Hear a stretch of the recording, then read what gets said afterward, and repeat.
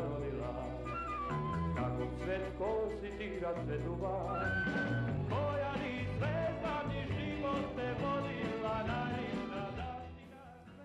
Здраво живо, јас сум Димче и добре дојдовте во уште едно мое видео. Овој пат стојам пред овој неверојатен камен споменик, кој што има форма на шишерка. Ист оваков споменик стои во дворот на папата. Меѓутоа нема некое поголемо објаснување што значи овој споменик. Некогаш ги имало над 200 во Скопје. Сега сум во Скопје, отидов да ги барам овие споменици. Успеав да лоцирам само 10.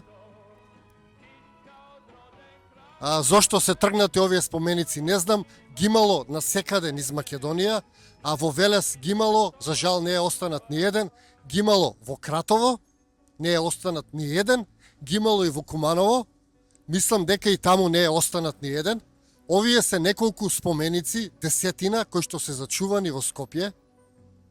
И сега што е толку интересно за овој споменик? Овој споменик е сведок на едно време кога духовното било пред материјалното, за некој изгубено и заборавено време. Овој споменик ја има истата форма како нашата хипофиза.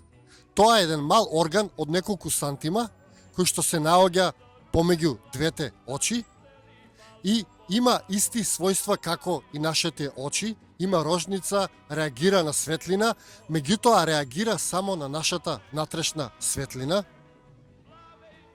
И тој орган со текот на времето може да ни дава интуитивни податоци или информации за тоа што се случува околу нас и се верува дека е место каде што живее нашата душа. Сега некогаш нашите предци знаеле за овој орган, сега иако сме напреднати технолошки, знаеме дека го има тој орган, можеме да го снимиме со рентген во нашата глава. Нашите предци на некој начин ја знаеле формата на тој орган и често го ставале околу себе, го клесале во камен, го цртале и слично. Како што кажав, сега се останати само неколку овакви споменици. И нашите предци знаеле да кажат: не брзај, размисли, стави си го прстот на чело. Тоа значило да го послушаш своето трето око, затоа што кога ќе го ставиш прстот на чело, ти ја лоцираш точната положба на хипофизата или на органот кој што има форма на шишерка, или нашето трето око, или местото каде што живее нашата душа. Сега, зошто се овие споменици тргнати? Пак ќе речем, јас не знам. Јас сум среќен што успеав да лоцирам неколку. Јас трагав низ Велес по овие споменици, не можев да ги најдам, бев во Кратово, не можев да ги најдам и случајно во една група на Facebook видов некој како постира слика, како ископале оваков споменик, заедно со некакви саркофази бели и некој ги однел во непознат правец.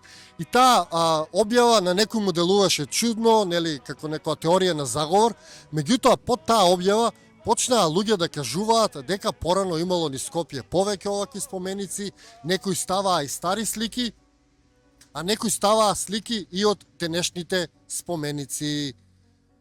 И тоа мене ме интригираше, и тоа мене ме поттикна да дојдам и да ги снимам овие споменици, затоа што биле 200, денеска се 10, тука биле 3, сега се 2. Наскоро може да нема ни еден. И убаво е да се подсетиме за овој неверојатен орган или трето око, кое што го имаме ние, а кој што во денешницата се помалку го користиме. Третото око е поврзано со интуиција, со развивање на телепатски способности, со развивање на поголеми физички способности. На некој начин тоа е органот кој што нас не прави од луѓе да бидеме супер луѓе. Затоа што денеска човек кој што си ја користи интуицијата е наречен супер човек, човек кој што има телепатски способности, огромна сила, е наречен супер човек. Меѓутоа, еве ја границата на човек и супер човек, тоа е хипофизата, третото око или органот во форма на шишерка.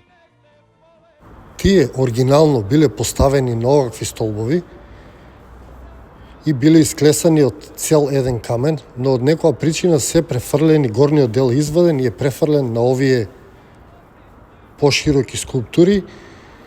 И мислам дека тоа е направено затоа што на долниот дел од овие широки камени скулптури има нешто изрезбано на италијански или на римски, па мислам дека целта им е да ги представат и нив како римски, иако се многу постари од тоа. Гледате дека овој дел е додаден на таа плоча на која што има римски ознаки. Се надевам дека ве заинтересирав да размислувате на оваа тема. Истражете и вие, и доколку имате во вашиот град овакви останати камени споменици, ќе ве замолам да ги архивирате, да ги сликате, да ги снимате или пратете ми мене порака, доколку сум ја во можност ќе отидам и ќе ги снимам, затоа што пак ќе кажам, ова е дел од една стара цивилизација, каде што духовното било пред материјалното. Че пратете ми слободно, а јас ќе се потрудам да ги истражам уште повеќе. Ете така, ви благодарам што го гледавте ова видео. Ви го посакувам секое добро, да ве потсетам да се претплатите, ако сте во можност да станете и членови, а јас ќе се трудам да истражувам и да ги архивирам овие стари остатоци од некоја напредна духовна цивилизација, чие што средиште било на нашиот Балкан. Ви благодарам уште еднаш, ви го посакувам секое добро и се гледаме во некое мое наредно видео.